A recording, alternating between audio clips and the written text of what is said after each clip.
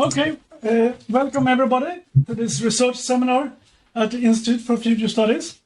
A bit different. We are experimenting in this pandemic times with a much later time than usual at 5 o'clock. And the reason is that we thought we should exploit the fact that we can get people from far away to give talks to us. And today you have Richard Arneson, who is... So am I getting a little bit around or? Okay, I go. Who's sitting in California, in San Diego. So I'm very happy to have Richard with us.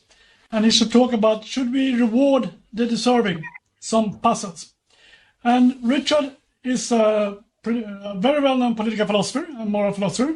And I've written a lot about social justice, but also normative ethics.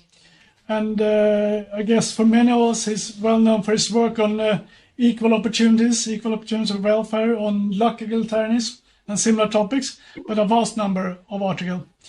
A little while ago, he got his PhD at the University of California in 1975, with a very timely topic even today, John Rawls' theory of justice, given that there is exactly 50 years ago since Rawls published that book.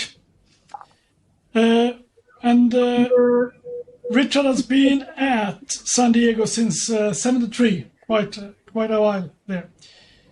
But anyway, Richard... I'm a stick in the mud. That's what you're saying. That's good. I'm a stick in the mud. So anyway, Dick, the floor is yours. Should we reward the deserving? Please. All right.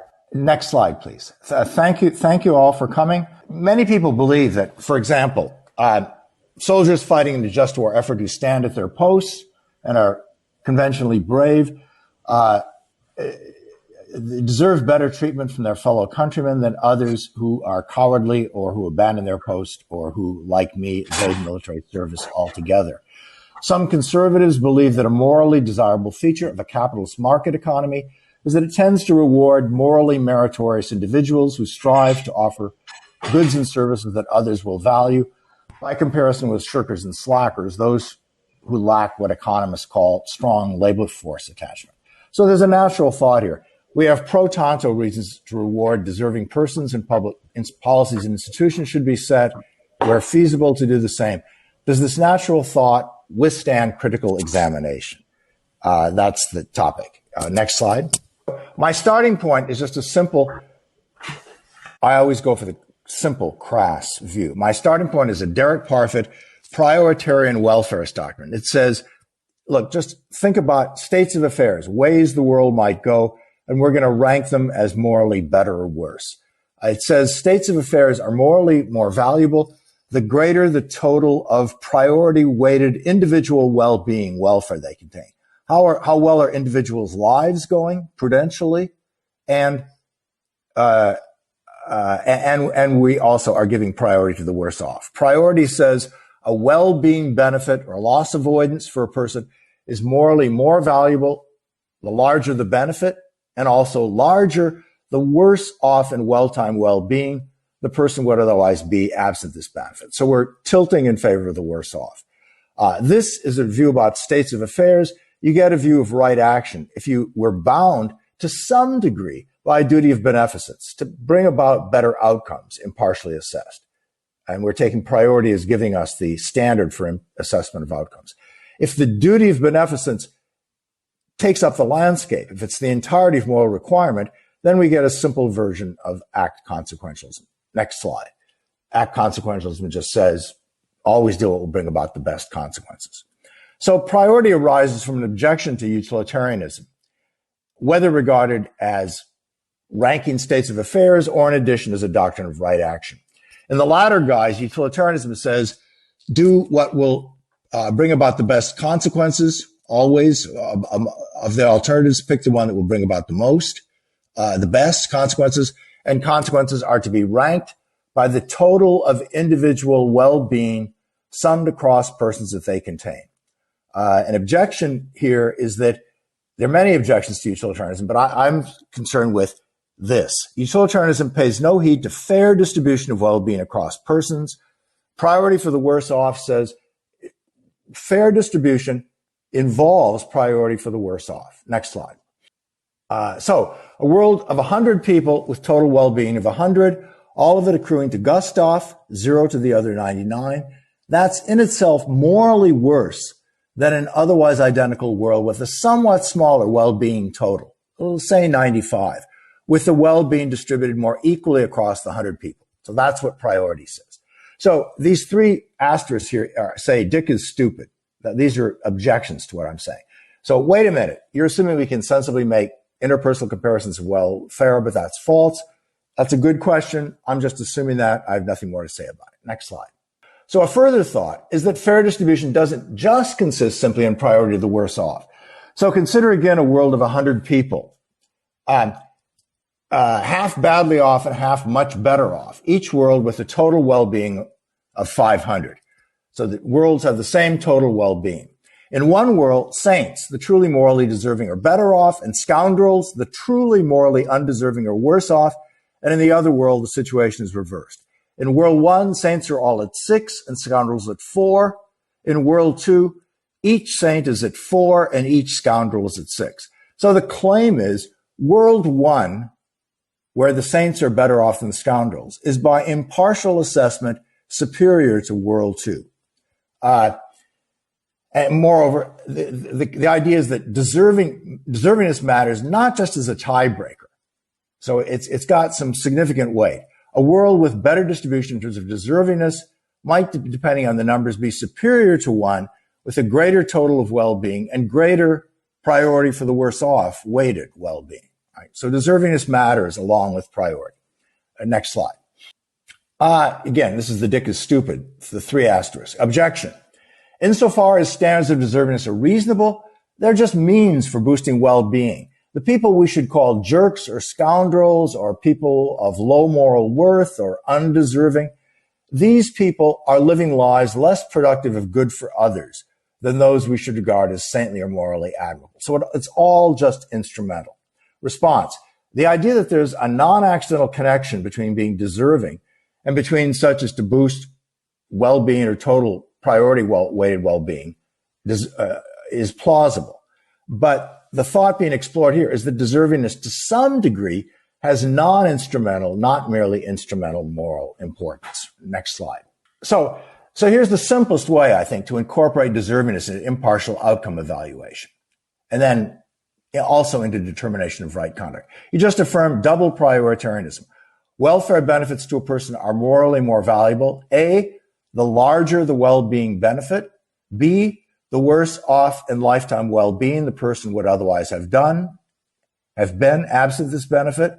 And C, the greater the person's lifetime moral deservingness. And this assumes that cardinal interpersonal moral deservingness comparisons are possible and perhaps feasible.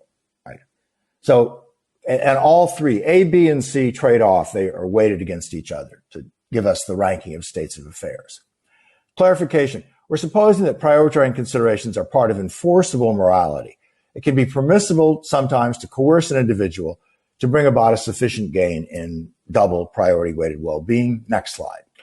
Again, objection.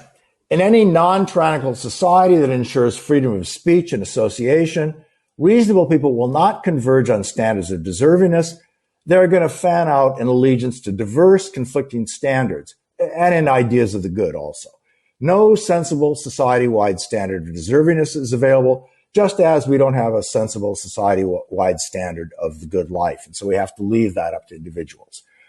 Response. I don't hear object to a broad skepticism. You might just be a moral skeptic that says there are no objective prudential or moral values. That could be for anything I say here.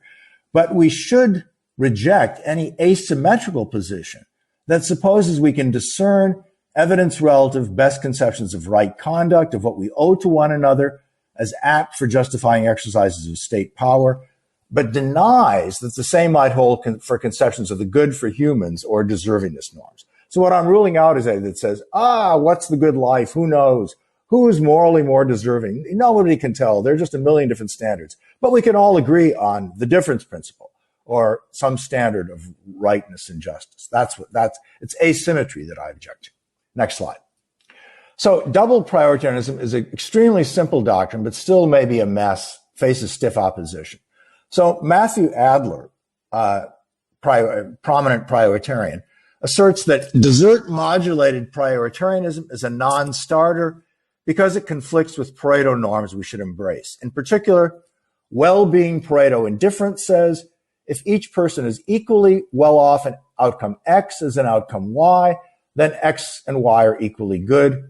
Well-being strong Pareto says if each person is at least as well off in Y as she is in X, and at least one person is strictly better off in Y, then Y is better than X. So desert-weighted priority will in some circumstances recommend actions that increase someone's deservingness without making anyone better off, and even at a cost of making some people or even everyone worse off. So recall the leveling down objection to any position that affirms straight equality of outcome is in itself morally valuable.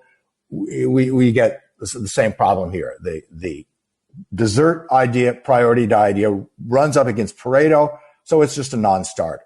That's Matthew Adler. Next slide. Response.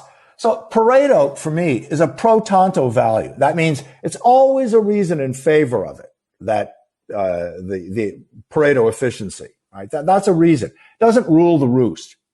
It doesn't necessarily say what we should do, all things considered. The objection misconstrues the leveling down objection to equality doctrines. This goes all the way back to Parfit.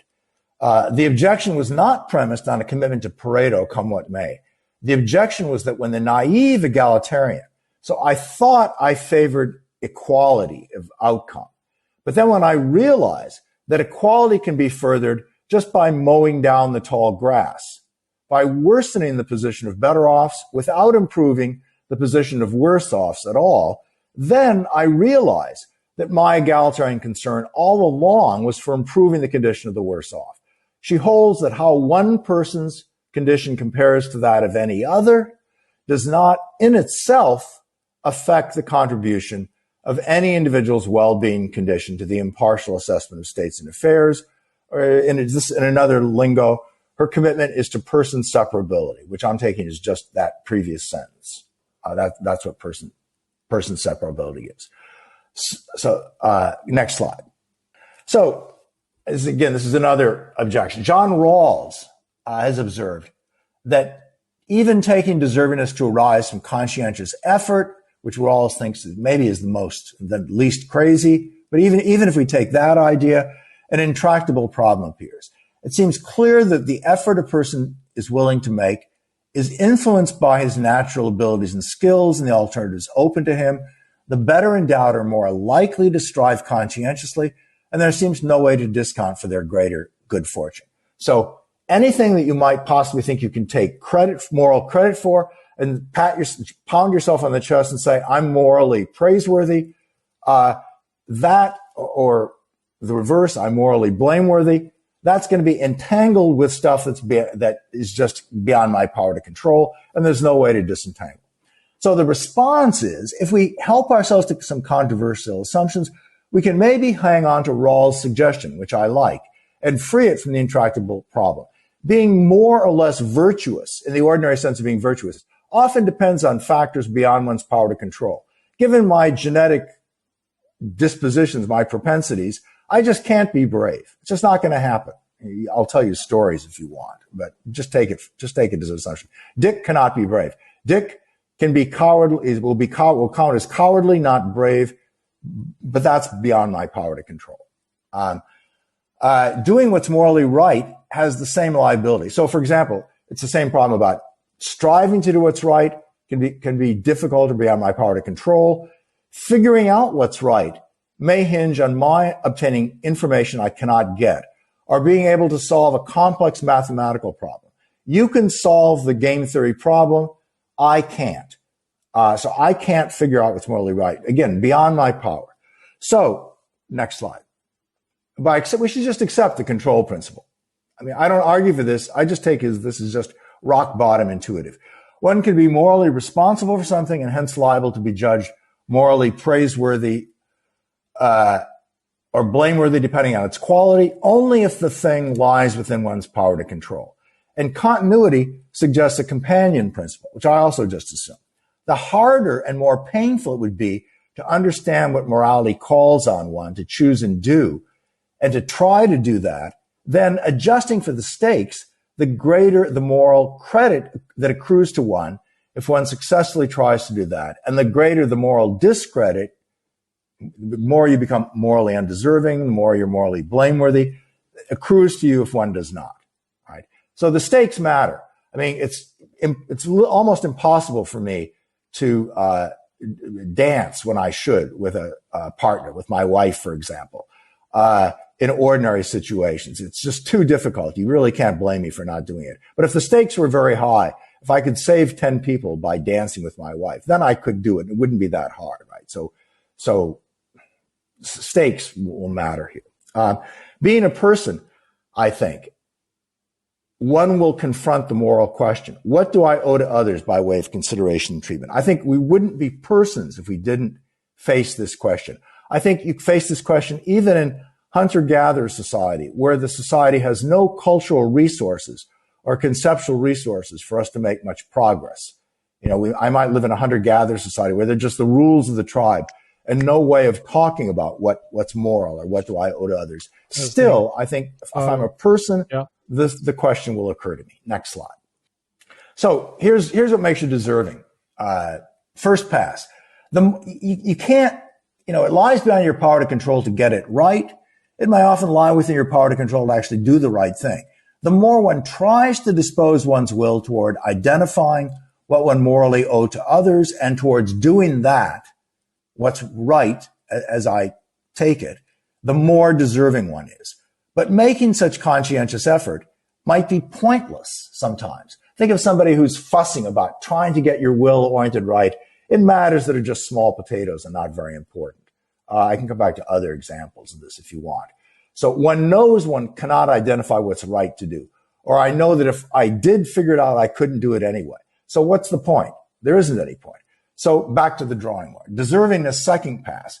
As just previously stated, but add, the conscientious effort agent makes efforts to learn what's morally right to the degree that she thinks doing so is appropriate, sensible, apt, and she makes efforts to bring it about that she conforms to what is morally right by her lights to the degree that she thinks doing so is sensible, appropriate, apt. Also, she tries to the extent that she thinks appropriate to bring it about that her beliefs about appropriateness are correct and so on.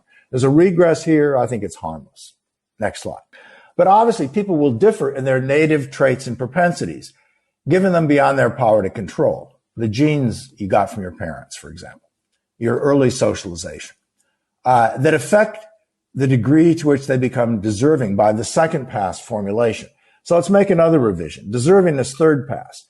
The determination of how morally praiseworthy, blameworthy a person is proceeds in two stages. At stage one, the extent to which you exhibit conscientiousness second pass is assessed. So this gives you your raw conscientiousness score. Each person's raw conscientiousness score is then adjusted to reflect appropriately the ways in which the circumstances of each agent beyond her power to control affect her level of conscientiousness actually exhibited. Next slide. So the moral here is there, but for the grace of God, go I. What would I have done had I faced that person's circumstances? So this yields, at least notionally, we can't in any fine grain way accurately see into people's souls, although perhaps we can see people's behavior, and that gives us, in a coarse grain way, some insight into people's souls. So this gives the true conscientiousness score. Compare it to ideal handicapping of golfers for a tournament. With your handicap, the idea is that anybody on any given day, if the handicap were perfectly done in golf, any golfer of any ability and facing whatever particular obstacles to a good game afflict her that day, I've got the flu, I've got an ache in my shoulder, the handicap adjusts for that. So every golfer has the same opportunity to win. That would be the idea. Deservingness as conscientious effort obviously will have revisionary implications for common sense understanding of who is morally deserving, who less. These revisionary implications might be acceptable on reflection. So compare a serial axe murderer who spends all his life agonizing with terrible sexual impulses to kill and dismember children or the elderly or helpless women or something. And he fights against these impulses for most of his life. Just a few times he gives through and murders a few people. But he really, really tried hard to do the right thing. Compare that to me.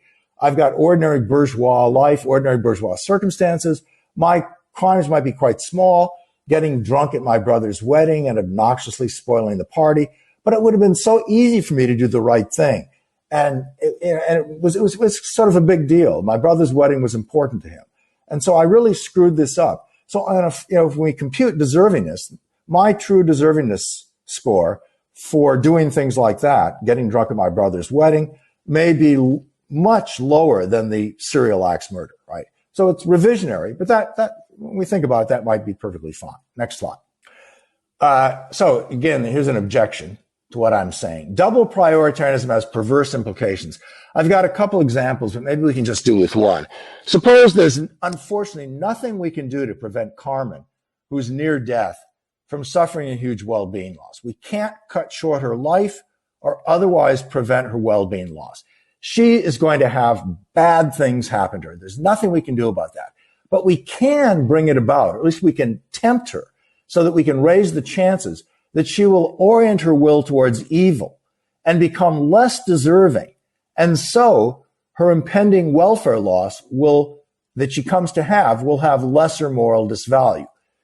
It's certain that no effect on any decision she makes will arise via the reintortion of her will. She's close to death. She's not going to have any chances to face any further decision problems. She'll have no opportunity to have any further impact on anyone's life. Still, if the numbers are in a certain range, double priority implies we ought to strive to bring it about that Carmen becomes becomes less morally deserving. So that would reduce the moral disvalue of her inevitable coming welfare loss. If we would try to make Carmen better off, but we can't. She's going to suffer this welfare loss, but we can reduce its disvalue by corrupting her character. But that just seems crazy. Next slide. Okay, so responses. I'm not sure. One question is whether we can suppose, consistently with no moral luck, that one person's actions can affect the chances that another person will become truly more or less deserving.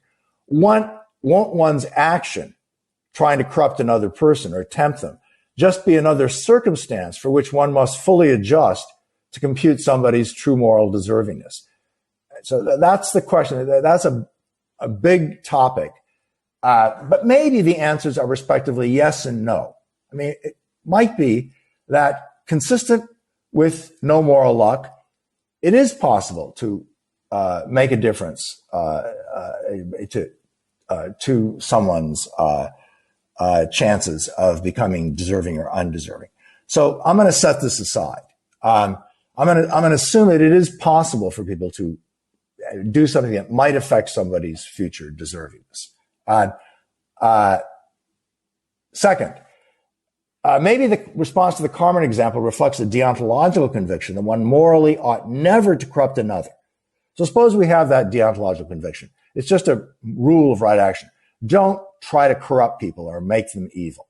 But considering a range of examples, saying we should never do that seems extreme. Just imagine huge consequences will follow for the good if we corrupt somebody, right?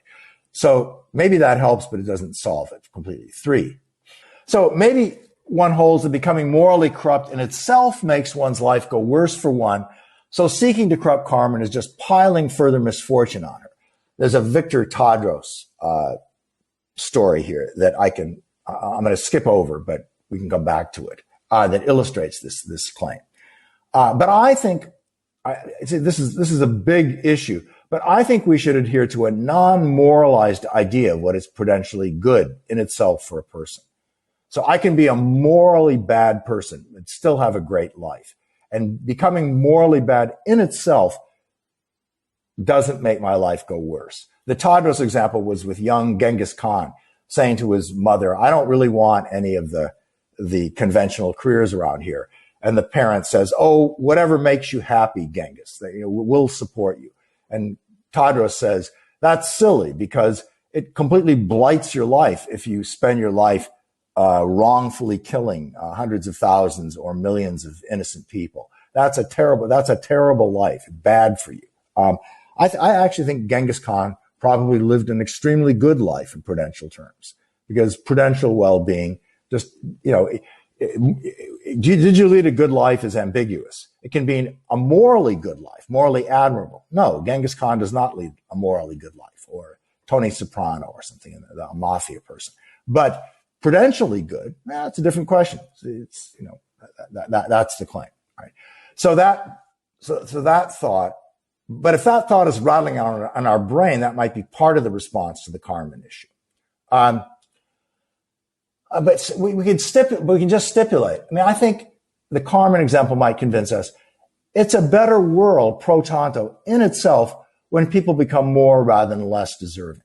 So when you try to corrupt Karman, and let's say you do it successfully, that just makes the world go worse just in itself, that Karman is less deserving. And one might insist on weights to the relevant considerations, such that in cases of this kind, making the world worse by making people less deserving always outweighs the moral improvement that consists in the lesser moral disvalue of their unavoidable well-being loss. That would get us off the hook with the example. Maybe so, although this sounds ad hoc. I mean, I don't know. Next. If we consider other examples in which seeking to corrupt Karman's character, so think of a variant of the Karman example, where if we corrupt Karman's character, that will lead her to try to do something morally wrong. But that attempt, we know in advance, will go awry, so that will have some good effect. It'll save some innocent person's life or something. In that situation, it seems to me, and then the example is the same. Karman will unavoidably suffer a welfare loss. In this situation, it seems to me it speaks in favor of the action of trying to corrupt Karman in ways that will lead her to do the wrong action, which will go awry, leading her to do good, that she will later have this unavoidable well-being loss, but because she's less deserving, that will have less moral disvalue, that state of affairs in which she's undeserving and suffers an unavoidable welfare loss. So this, it seems to me, suggests that if we think of a bunch of examples, the initial Karman puzzle doesn't generate a defeater for the position under review, which is that deservingness matters. Just a comment on the side here is that the examples suggest that the range of situations in which one person's deservingness score is non-comparable compared to some other person's score, the range might be larger, maybe much larger than we might initially have supposed. That's as maybe we can just get partial commensurability. As long as we get partial commensurability, I still think the position is still on the table. Next slide. So here's this, Gregory Kafka paradox. Sometimes doing the right thing for the right reasons can render one morally undeserving. Does this really make any sense? Kafka used a high stakes example with nuclear deterrence, but just think of a low stakes example. There's a bully in my neighborhood, and he's doing mean things to children in the neighborhood. There's nothing I can do. The police are clueless. There's nothing I can do to prevent the bully from doing wrongful harm things and hurting kids in the neighborhood, except by making a sincere and credible disproportionate threat. I threaten the bully. If you look cross-eyed at those kids and scare them, I'll shoot your kneecaps off. That's the only way to get the bully to behave better. The likely result is that the bully will be scared and I'll never have to carry through the disproportionate threat. So the numbers can be such that this is the right thing to do, making a disproportionate threat. Even if we're deontologists, you don't have to be an consequentialist to get to this result. But making disproportionate threats is adopting a conditional evil will to do what is terribly wrong if a certain contingency obtains. Suppose things go awry and the bully looks cross-eyed at the kids and I shoot off his kneecaps. That's a terribly disproportionate and wrong thing to do, right? So the response, I think in the interest of getting through, I'm not going to spend any time on this, but I think there's a puzzle. It's puzzling, it's disquieting, but there's no inconsistency here for the double priority. So it's not literally a paradox. Suppose the agent has correct beliefs, just to make it simple. Setting her will to make the disproportionate threat, she renders herself more deserving, not less. If things go badly and the situation calls for carrying through the disproportionate threat, this would be morally wrong, and setting her will to do this thing and try to carry out the disproportionate threat would render her very morally undeserving. The slide is wrong here, except that she has the excuse of the background conditions that are impinging on her present will, the fact that she did this thing in the past. So she may get some credit for trying to refrain, carrying through in this situation, even if she fails, right? So I think that's puzzling here. There's what's morally right and what's wrong. There's moral deservingness and undeservingness being blameworthy, morally blameworthy or praiseworthy in the sense that respects the control principle. These things can come apart in odd ways. I don't see any inconsistency. But again, there's the 3 stars, the dick is stupid objection. So maybe I'm wrong here. Next slide. Another objection. Some may find it implausible that considerations of moral deservingness could or should play any role in public policy formation or any practical choice of action. It's one thing to say, for example, sick people deserve health care. They should get it. It's quite another to say that laws and public policies should be shaped by judgments about how morally unworthy or worthy individual citizens are. That's not the business of the state. There could be no sensible evidence that would suit for guidance of such judgments. A decent society avoids basing public policy on any such considerations, right? That's the objection. So in reply, it's just as true that no state or moral agency could base policies on fine-grained judgments of individuals' well-being levels and prospects. That's also true, I think. Nonetheless, state policies and institutions ought to be concerned to promote individual well-being in coarse-grained ways, roughly, as fairly as we can, right? So the fact that we can't see into people's souls, and precisely measure their well-being in any fine-grained way, that holds for welfare judgments as much as for deservingness judgments. That's the claim. Next slide. Further reply to the objection. Even if the state should lack and does lack information needed to make judgments, such as Sam is morally more deserving than Sally, the state might be able to promote the channeling of well-being toward the deserving. The state might promote proxy indicators of deservingness. If we can find, can we make sense of the idea of a proxy here? I suppose yes. The state might place people in decision problems such that the morally more worthy will tend to choose better and fare better than others. I can give examples in the question period if you want. The extent to which justifiable state policies will pay heed to moral deservingness considerations depends on whether empirical conditions, given the best understanding of deservingness, enable such policies to succeed. If any available deservingness catering policies would be counterproductive or would not pass a morally sensitive cost and benefit assessment, such policies should not be pursued. That's just what we get from taking deservingness seriously and following it through. I'm open on that question. I don't come to a resolution. Next slide. Further reply. We're still going to that same objection. Suppose deservingness considerations thought through have no public policy implications, meaning true deservingness is just an idle wheel in determination of public policy. No public policy is ever partially determined to be right by the consideration that would end up rewarding the truly deserving or, channeled from the less deserving to the more deserving. This would be a rebuke. This would still be a result. This would still be a rebuke to the conservative who objects to aid to the poor or defends lightly regulated free market capitalism on grounds of deservingness. That would be a fallback. It's another fallback would be catering deservingness might be feasible for individuals to do and pro tanto a duty for them, even if desert catering at the level of state policy proved to be unfeasible. So that's another way so deservingness might matter for small scale interactions among people who know each other well, even if not at the level of public policy. Although, again, I don't give up at the level of public policy, but these are just fallbacks. Just a further question. Does the control principle, the no moral luck principle, extinguish moral responsibility altogether? So there's this further issue. Is the control principle compatible with asserting a positive affirmation of moral responsibility, and so people's being variously morally deserving? Does control just extinguish moral responsibility altogether, so that poof, there's no such thing as deservingness, or we all get the same score, 1 or whatever?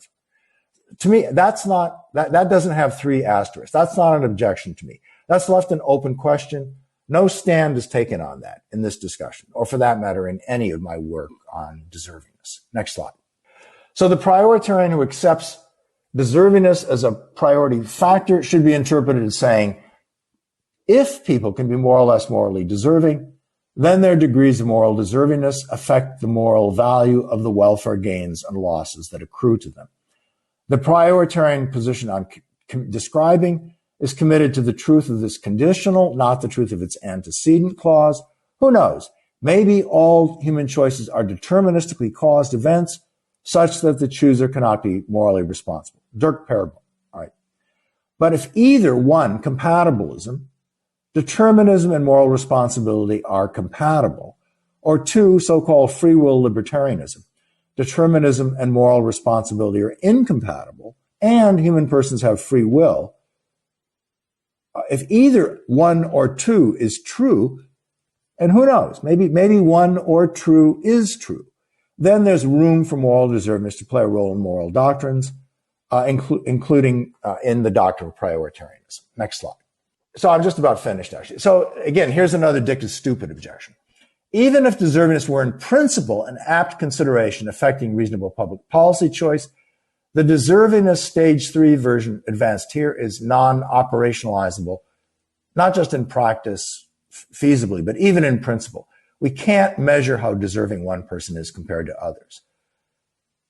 So, I mean, again, this is basically just a topic that needs further discussion. Unmeasurability in practice would rule out upholding deservingness as a consideration bearing on public policy choices. Unmeasurability or non-comparability in principle raises further issues. To compare persons' deservingness, must we rely on counterfactuals that lack a truth value?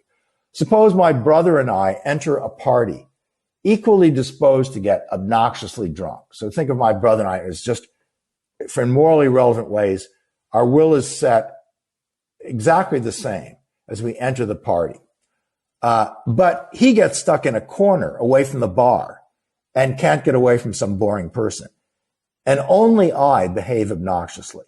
So can we say, well, what would have happened if you had been at the other end of the bar, Dick? And, you know, so I'm assuming the counterfactuals are not, you know, completely lacking in truth value, but that's clearly an issue. Next slide. Further questions. I've been assuming we should give priority to Germans based on their lifetime deservingness. But we could also say another possibility is we should reward people for being more deserving only such time as they are being more deserving, right? So you can imagine somebody who has been a really wonderful person up to yesterday, but then becomes, does something really creepy. Their deservingness score lowers, but given their past, they still have a high deservingness score. We could think, well, no, you've now become a corrupt person, Arneson, so we shouldn't be rewarding you. Suppose I was a reformer for years, nobly trying to improve democracy in our country. And then when I actually got into power, I became corrupt. Should we now reward Arneson for being morally deserving for most of his life? Or should we just take account of the fact that right now Arneson's will is set on evil and he just wants more money for himself and to throw his enemies into prison and so on? I'm assuming there's an issue here. Another possibility is that we should think of people as deserving or undeserving and respond to them in part according to their deservingness, just with respect to the specific situation we're facing, right? Though these are all possibilities. I think it's the lifetime deservingness score, the simplest view. But again, these are further issues. How much comparative weight should be given to deservingness considerations by comparison with the imperative of boosting well-being and the imperative of giving priority to people the worse off they are in absolute well-being terms. Again, those are questions, but I don't really know how to. All I can suggest is that we should use reflective equilibrium methods. You think of a whole lot of examples and try to figure out how much weight should be attached. Next slide. Desert catering as a module could be attached to other views. This essay explored as how priority could be modified so as to be responsive to deservingness, but rivals to priority could be modified to accommodate deservingness. We could opt for desert catering egalitarianism or desert catering sufficientarianism. We should be, justice says, make everybody in a good enough position, a sufficiently good position. It could be desert catering and add that to sufficiency. Or we could have desert catering utilitarianism. So the question, should our moral view be modified to be desert catering, looks to be neutral in its bearing on the different question, should outcome evaluation standard be prioritarian, egalitarian, utilitarian, sufficientarian, or something else entirely? Next slide. Or is this the end? That's it? Just one final comment. This is, again, another objection to me. You might protest that there's just a sort of tunnel vision operating here. Once you say we open up the content of axiological views so it includes something other than people's well-being and the total of well-being, or maybe total priority-weighted well-being. Once you open it up to allow that the value of states of affairs can be set by some function adjusted by their deservingness, that can affect the value of states of affairs, why not think of other things? The value of avoiding social hierarchy, or deontological values, or doing the right thing. There's a million things that could affect the value of states and affairs. So there's a sort of weird tunnel vision in this discussion. So again, the reply is just, here's the project. Remember how we started. The starting point for this discussion is that there's something plausible in the welfarism of utilitarianism. The claim that what is morally right is centrally, if not entirely, concerned with promotion of individual well-being, the flaw in the picture being insensitivity to fair distribution of well-being. That's the starting point. Next slide. This will be the last slide. Next. Priority for the worse off and priority for the more deserving are being suggested as taken together a plausible candidate conception of fair distribution. This account or family of accounts will ultimately have to be tested by familiar reflective equilibrium methods. Look at what this applies for a wide array of different decision problems we might face. Do the implications of the principles we're suggesting strike us as acceptable after scrutiny in their own right? And do the principles look okay? And do their implications for judgments of policy look okay, especially in possible worlds close to our own? The more remote the possible worlds get, the less epistemic value I place on our judgments. If we were in outer space and everybody is a crab and crabs cannot hurt other crabs, but they love pain, I don't know what to think about such worlds. So at this stage, the accounts to be acceptable will have to be plausible in their relegation of rival values to derivative instrumental status. So the claim will be, yes, states of affairs in themselves, all that matters is the well-being, how it's distributed across persons, and then it also matters that it's just a better world if people are more deserving. Deservingness in this construed subjectively, how the extent to which you're trying to do the right thing, conscientious effort, adjusted, that plus well-being, how well off people are. That's it. That's what really matters. Everything else, moral principles, principles of right conduct, vices and virtues, that stuff is all just instrumental to bringing about good outcomes. So we have to either say that the other values that are supposed to affect states of affairs can be explained as having derivative instrumental status, or maybe in some situations we're going to incorporate some of these values into the account in some indirect way, or we stiff arm the rivals on the grounds that they should fail to command our reflective allegiance. Again, that's just flag waving. That's just the project to be pursued. I don't claim to have carried that out more than a baby step here. That's it. Thanks. That was great. I guess there's going to be a lot of questions. I'm going to tell you a little bit about the question period. We will use the chat function to run the question and answer period. So if you wish to ask a question, you should write it in the chat. And as we usually are a mix of different fields, please write your name and your discipline so we can mix around with different disciplines. And we also run follow-ups. So if you have a follow-up question, you write follow-up and the name of the person you're following up to. So follow-up to Dick, for example, or Gustav. And we take them before new questions. So that's, and when it comes to your turn, I will call upon you, and you should, you can then ask your question. Remember then to put on your video and sound, so we will hear you. But I'll ask the first question actually. Quickly question, two small questions. But you were impressed by Matt Adler's objection to this kind of desert-adjusted prioritarianism, because you think he said we should respect the Pareto, and that Pareto was formulated in terms of well-being. But I wonder why that is just a very question-begging objection, because if you do it like Fred Feldman or I do it, you believe there are two values here. One is well-being that we want to promote. Another is the fit between what people get in terms of well-being and what it deserves. You have two values. So there's nothing strange that you're going to violate Pareto is formulated in terms of well-being. Nothing more strange than if you care about well-being and freedom, you're going to violate Pareto formulated just in well-being. Of course, the appropriate Pareto to think about is the one that takes into account both values. So Matt doesn't have an objection. It's just, assuming that it should only care about well-being. Yeah, I don't like I'm not clear about the fit and proportionality. That doesn't play a role in my crude, crass view, and I like the crude, crass view better. But yes, I think that's correct. Well, no. I mean, Pareto. Look, Pareto is more plausible.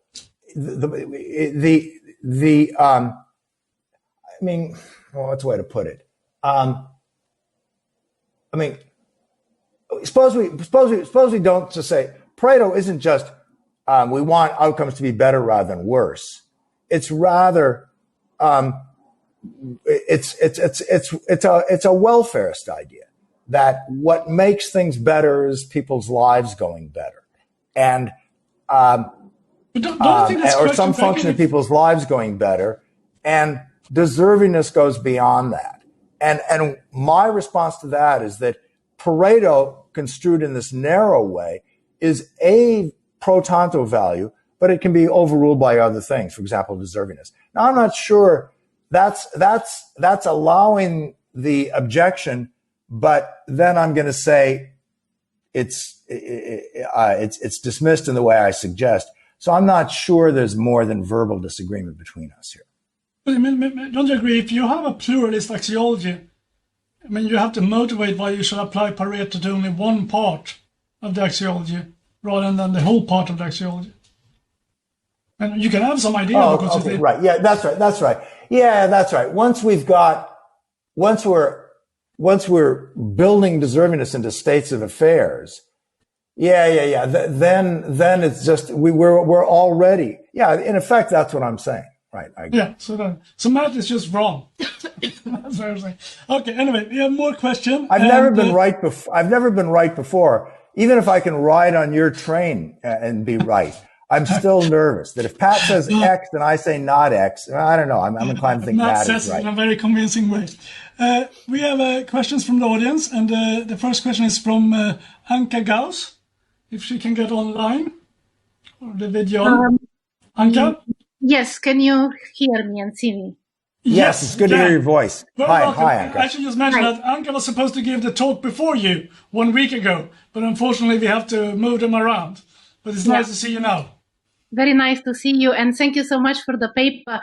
I just want to say something about the Carmen example and to put in a good word concerning your fourth attempt to deal with the problem, where you say that it's a better world pro tanto when people become more rather than less deserving. So I was a bit surprised that you said this is ad hoc, because indeed I keep wondering. So I don't know if I'm myself a desertist. I'm vacillating between being and not being one.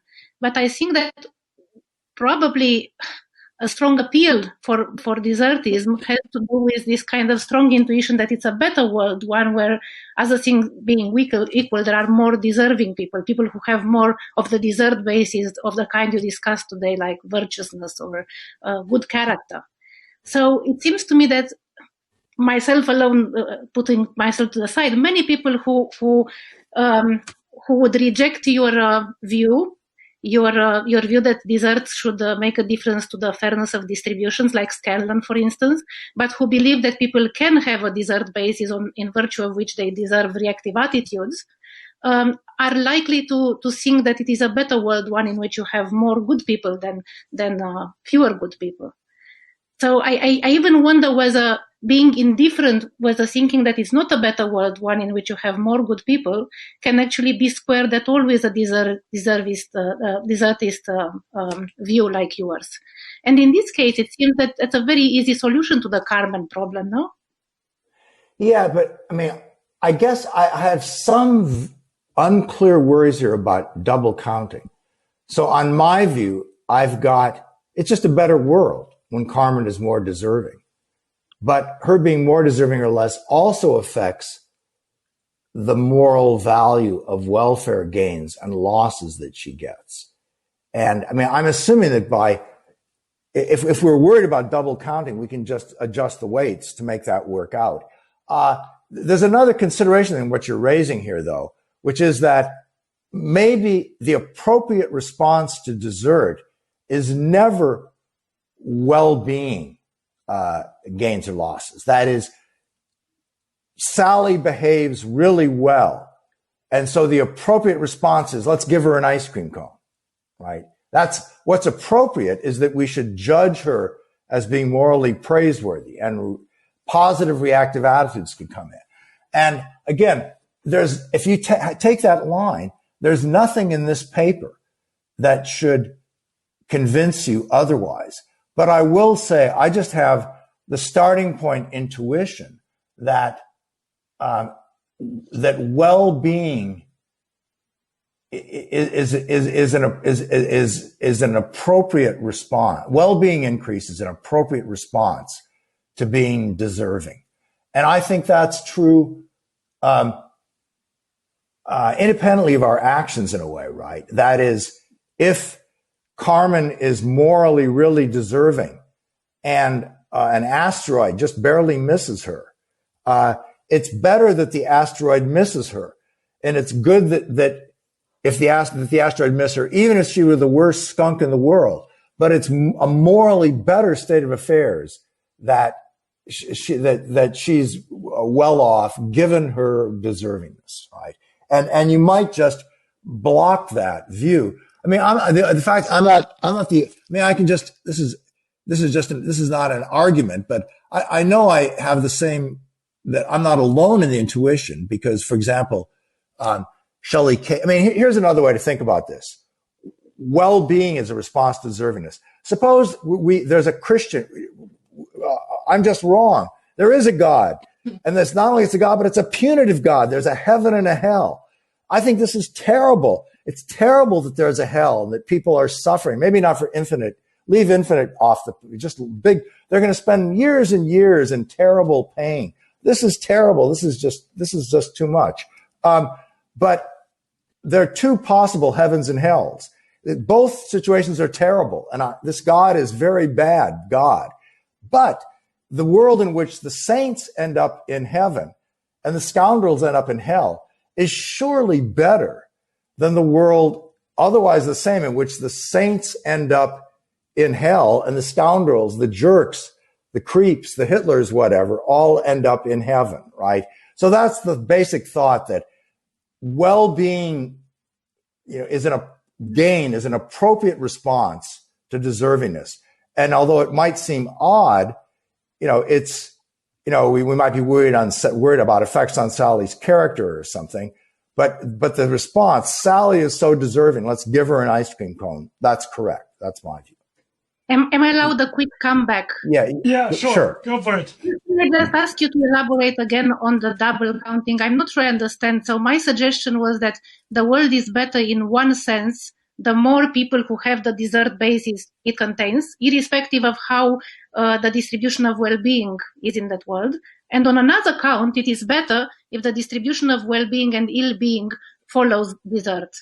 And they seem to be two entirely different kinds of ways in which you can improve the world. So it may make sense to think as a trade-off about either improving the world in the sense that it will get to contain more good people, or to improve it in the sense that it will contain better distributions according to desert.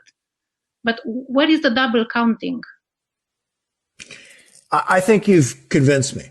What you say sounds very clear, and at least I'll think about it, but I'm inclined to agree with you. Thank you. Very good. Very good. Okay, so next question is from Tim. Hi. Thanks very much for your talk. I thought it was great. So I have two small comments on your Carmen example. And I was thinking about ways to strengthen the objection to the double priority view. And I was just wondering what you thought about these. So I have two thoughts. So the first is that if corrupting Carmen in this example would result in a decrease in moral disvalue, and that would make the outcome better, then it seems that this decrease in moral disvalue should be able to outweigh other morally relevant factors. Now, of course, it depends on what weights you assign, and that was a further question that you left open, but it should be able to have some weight. So now consider another example. Suppose we could either corrupt Carmen in this case. So suppose she'll suffer some horrible pain. That'll be her welfare loss. So we could either corrupt Carmen so that when she suffers the pain, it won't be as bad because she'll be less deserving. Or we could leave Carmen's conscientiousness level where it is, but ensure that the pain she suffers is a bit less. So we could either reduce her pain or we could corrupt her. So it seems like if on the double priority view, if the numbers are in a certain range, it could turn out that we ought to corrupt Carmen rather than relieve her suffering. And that seems to me more counterintuitive than the claim that we ought to corrupt Carmen in this case rather than not corrupt her. So that's the first thought. The second thought is that the double priority view leaves open whether someone can deserve something that's bad for them and whether it can be a good thing for the person to suffer that bad. So I took that question just not to be answered by the double priority view. It depends on the details. But if you accept that version of the view, then you might get another objection, which is that it leads to a version of the sadistic conclusion that Gustav and others have discussed. So the version of the conclusion would be that it can actually be better, other things being equal, to create a person with suffering, so someone with negative well-being, as long as you ensure that that person's character is sufficiently bad that they deserve that suffering. So that's another objection that I think we would want to avoid. Yeah. So the second, I mean, again, this is Arneson's stipulations as a way of answering questions. This sounds sleazy, but I'll think about it. So I just think that my intuition is just that if we've got, let's just suppose Hitler's the worst person who ever lived. He's the most undeserving. There's no plausible story about how his genes or how he was raised or the temptations of flattering followers or something that somehow excuse him. We rank individuals by deservingness. He's at the bottom. Now we could either give Hitler a cheeseburger or it's just going to go to rot. And that's the only choice. Or if you don't like a veggie burger, if you think, to simplify the example, a welfare gain. I think if that's all, Hitler should get and I'm not concerned about, won't Hitler be getting more by comparison to others, at least to a first pass, because priority is it's not really a comparative view. In the same way that we're giving priority to you, it's more important to get benefits to you given your absolute position on how well or badly off you are in terms of your lifetime. It's not in itself how you're related to others, although how big there's a problem here, but I'll leave that aside. So that's my response to the second question. But the first question, though, still completely holds.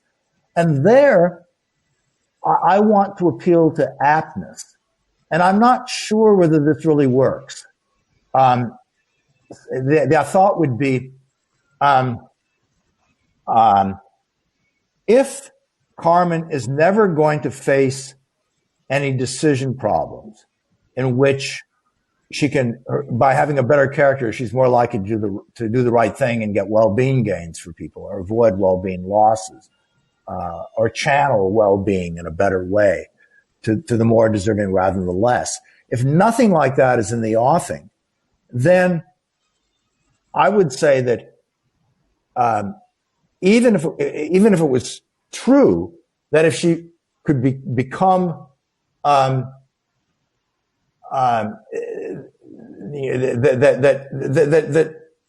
since there's nothing to be gained here, the trying to orient your will one way rather than another would just be inapt. It would just be an idle wheel. So you don't become more deserving or more undeserving by trying to orient your will that way.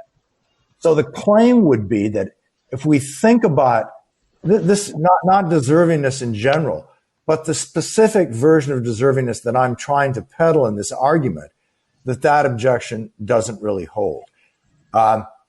And maybe a simpler example to make this point was, imagine that Robinson Crusoe, this is a positive case, imagine Robinson Crusoe is living alone. He's the only person on Earth. His actions can affect nobody. He's living alone on a desert island. He's near the end of his life. He could either improve his well-being by drinking the tequila that he just found on the sand and lying in the sun, or he could try to improve his character by reading Lives of the Saints or something, which he'll end up with lower well-being, but greater moral value to the well-being because of his character improvement. And that seems crazy in kind of the same sort of way. But my inclination is to say that if he's clear-headed and he knows what's going on, in that case, he will realize that it's inapt to be trying to change his moral character because it's sort of an idle wheel. He's not going to be facing it. So he can't be making himself moral deserving by making an effort to set his will in the right kind of way. That is inapt, and therefore it's not making him more morally deserving. So the answer would be that in the Robinson case, he should drink the tequila. But I'm not absolutely sure if that works. As I've stated it, as usual with Arneson, it's a little bit blurry, and maybe if you state it out more clearly, this might not work. All right. I'll try to do that. Very good. I might have a follow-up on that, because this Carmen thing, was it true that like one way you were trying to meet the objection was that it would be bad if you made Carmen's character worse, she would harm other people or something like that? It would be a side effect? So, yes, I just explained. If we think of a variant of the Carmen case in which there's something at stake, then I don't find it at all unintuitive that corrupting Carmen's character, where she will have an unavoidable well-being loss, but it will be less morally disvaluable because she's corrupt, that seems okay to me. So the example is the same as before, except that if we corrupt Carmen, she will then be led to do an act that, as she thinks, will be harming somebody wrongfully, but it will go awry and it will actually have the result of something good happening, improving somebody's well-being. And so given that, I might have a reason to corrupt her character. And then it's just an extra plus that if we do that and she's corrupt, then she'll have lesser her unavoidable well-being loss will have lesser disvalue. That's fine to me. That's right. But you still agree that, like, if Carmen's life is going to go bad, it seems strange that we would have some kind of more reason to corrupt her character to make the fit between how bad her life is going. I mean, that's counterintuitive. You agree with that? Yeah. Yeah. Good. But then I thought that you were trying to say, yeah, but if you corrupt somebody's character, you can't just take that as isolation, because that means that she has to do something bad for her kind of desert score to go down. And doing the bad will be a reason against lowering her desert score. No. The thought was rather that if I could make myself more, suppose Robinson Crusoe is going to face, he's going to be eaten by a shark tomorrow. Yeah. It's just given. He can't help it. He's going to go swimming and he knows he'll be eaten by a shark. Nothing he can do about this. But he could corrupt his character. Then it won't be quite as bad. But I agree. If he could corrupt his character and make himself worse, but striving to make himself evil is just an idle wheel, because it's inapt. There's got to be some point to trying to do the right thing. Right. And if there's no point, then it's just an idle wheel. It doesn't affect your deservingness. So I agree that it seems counterintuitive, but if Robinson could affect his deservingness score and make it less disvaluable for this corrupt Robinson to be eaten by the shark, he should do that. But he can't do it in the example. In the example, there's nothing he can do. And the example, I mean, the idea of inapt striving would be, suppose that I'm captured, as in a World War II resistance, I'm captured by the Nazis. And if I can hold out for 12 hours of torture, that will have a very good consequence. My comrades can escape. They won't be captured. But I know, it turns out, that for a fact, I cannot hold out more than 3 hours. I might hold out for 3 hours max, but that's it.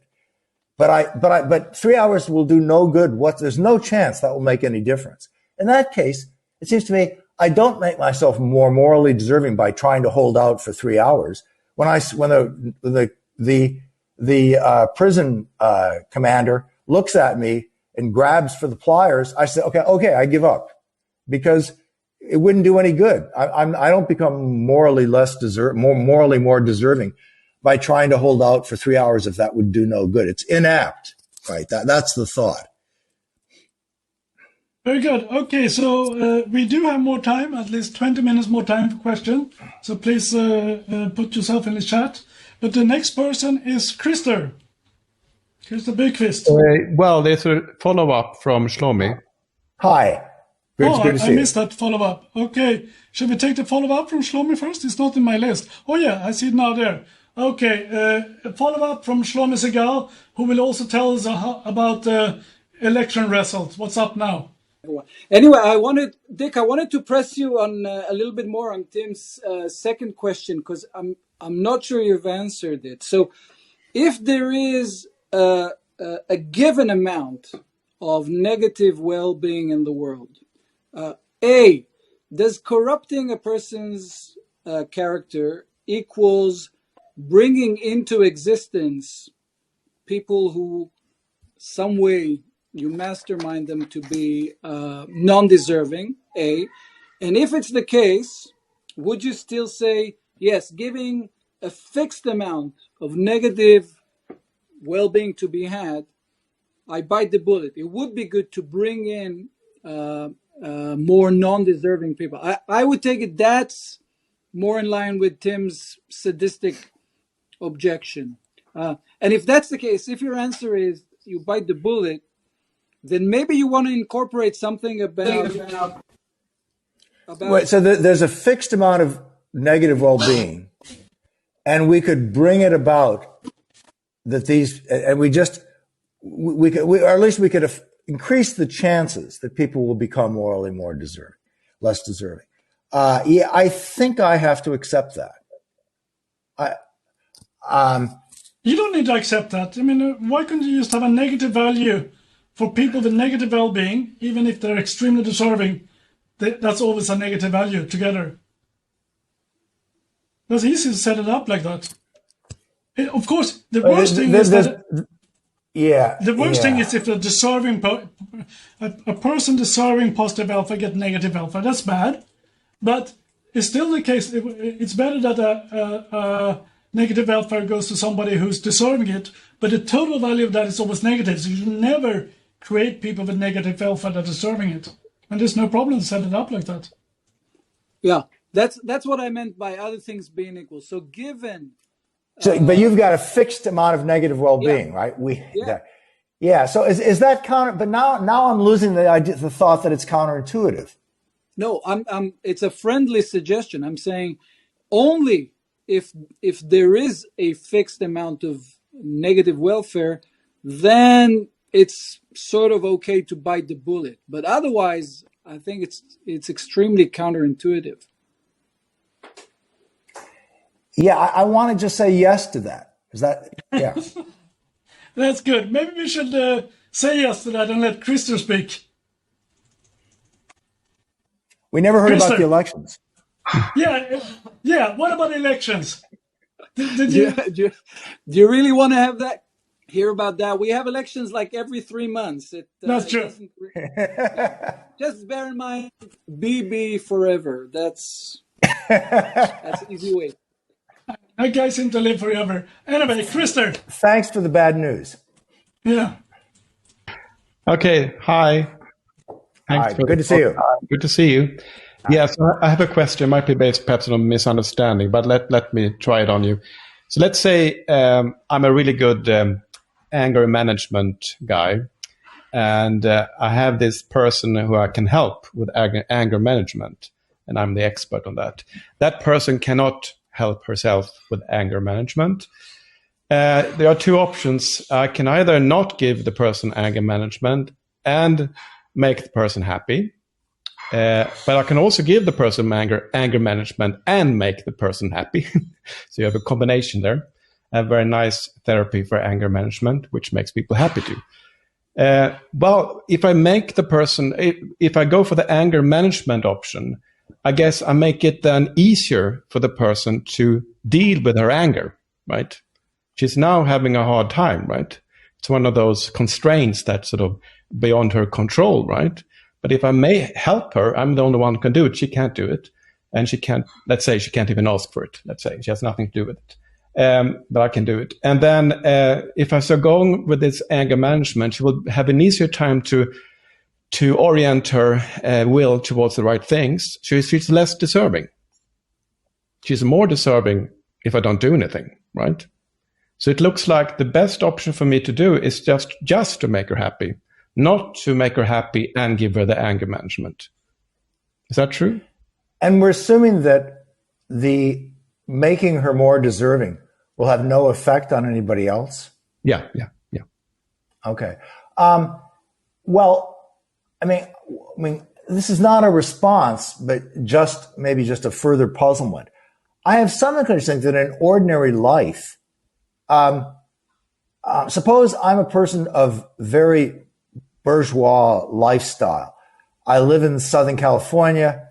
It's always sunny. Everybody is always stupidly happy, etc. So, but still, I mean, I do face decision problems. I could give more to Oxfam and stuff. And so I can always, so suppose I have anger management problems and you cure my anger management. So then, you make me more able to control my anger. That means that in some situations I will be less deserving. Are you really lessening my total opportunity for becoming deserving? Well, now that I don't have to think about my anger, I could think more about, how I should give more to Oxfam and stuff, right? So I'm not sure that I can't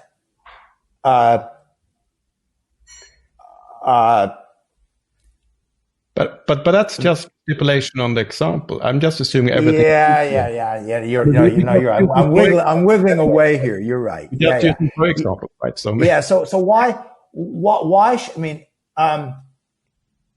Look. If I it's sort of an odd stipulation here. I mean, normally, if I'm a good person, I will try to control my anger management. I will try to get help because that's the best way to help me doing things that will do bad things for people. And I shouldn't be focused on my own virtue. That would actually be being focused on my own virtue when I should be thinking about other people would make me undeserving, not deserving, right? So if we just stipulate that away, then I'm not sure. Now I'm not so sure it's counterintuitive. If we really can make it more likely, if we can increase the chances that Arneson can become more deserving by less deserving by no anger management training, then that sounds okay to me.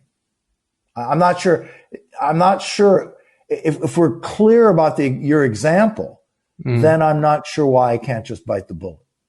Is that a bad bullet to bite? Well, since I haven't actually given you a sort of a realistic example, it's a bit difficult perhaps to have something concrete for your intuitions to work on. But I thought the idea was just that this person hasn't thought about the fact or hasn't realized that there is something called anger management and so on.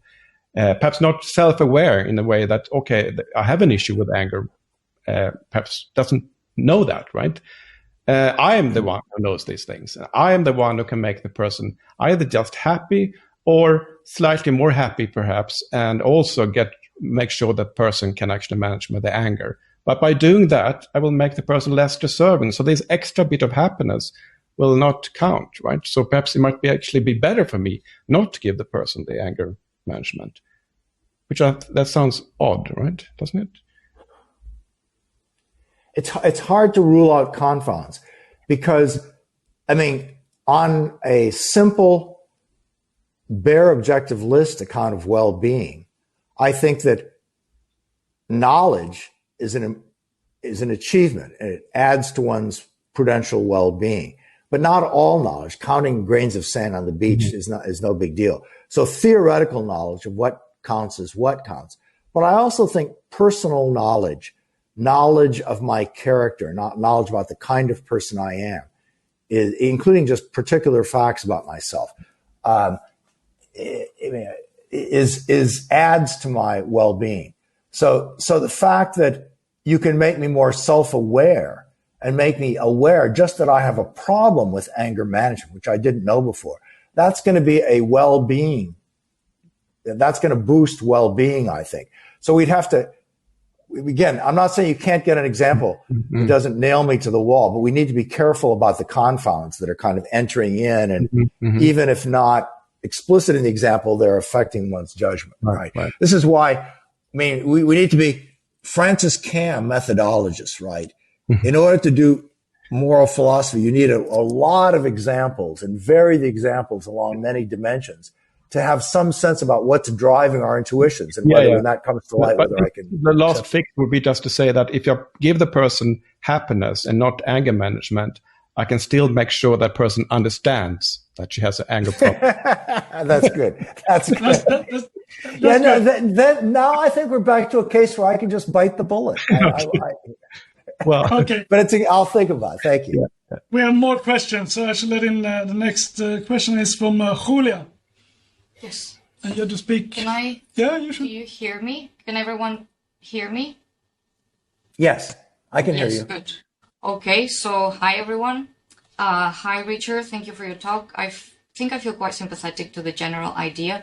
So I have just a couple of questions. One of them is more specific, the other one more general. So I'll start with the more general one.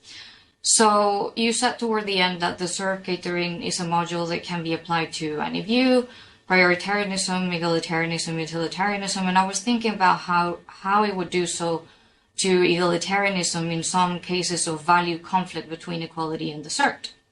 So here's a case in which someone is more deserving than what she's actually getting in her life, but she's already equal to those who are equally deserving to what she is. Okay, so she's not getting what she deserves, right? So in terms of deserved, she's not doing very well, but she's equal to the other people who deserve the same. So in terms of equality, she is doing quite well. So what would double egalitarianism recommend in this situation? I guess the answer would be that she's made better off. And if so, this would be highly inegalitarian with respect to the others who are equally deserving to what she is deserving, but who would remain faring worse and are not getting what they actually deserve. So I don't think this is a special case of conflict. I think you'll find a lot of these kind of conflicts because it's a pluralist view. So I guess I'm just wondering how a view like this would handle these kinds of cases, or this one in particular. And then the other question is a general question, so I wonder if you would like me to do it now or maybe get your answer first. Yeah, I think I'd rather just quickly. I mean, the egalitarian accepts that it can affect a well-being gain or loss to me. How that compares to other people's condition can affect the contribution a well-being gain makes to the impartial assessment of the state of affairs. And the prioritarian, because of person separability, is just rejecting that. And I was thinking of the deservingness as also being non-comparable. So you're imagining a case where we, compared to others, I'm equally deserving. And compared to others, I'm equally well off. But in absolute terms, I'm not I'm not getting. Yes. I mean, it would, because I'm very deserving. There'd still be a reason to give me extra. Yeah. But I'm not. I mean, I'm not assuming. But notice, I'm not assuming that there's some fit or that there's some right amount of well-being to have, depending on how deserving you are. I don't accept that, and I'm not accepting comparativeness. So, I mean. So when I assume that you could be a dessert catering prioritarian, but that will, but then you're going to be accepting comparisons and accepting dessert comparativism, and that'll really be just a quite different view. You could do it, but it's going to be, it's going to be quite different from my view, and lots of things that I said today will look wrong in that perspective, right? So that there will be a mismatch between Arneson's view described today and the dessert catering egalitarianism. However, I'm sure there is such a thing as dessert catering egalitarianism, right? I mean, a simple example, I mean, think of sufficiency. You can say it's very important to get everyone to the good enough position. Well, we still could be dessert catering. It matters more to get somebody to the good enough position if their deservingness score is higher, right? So again, but since the priority view at rock bottom doesn't think comparisons matter in themselves, how well off I am compared to others, whether I've got more toys than other people, whether I've got more deservingness than other people, in itself, that doesn't matter. So that's going to be, if you give that all up and comparisons matter, then it's going to be a quite different view. It does matter. Could I follow up on it? Sure. Yeah.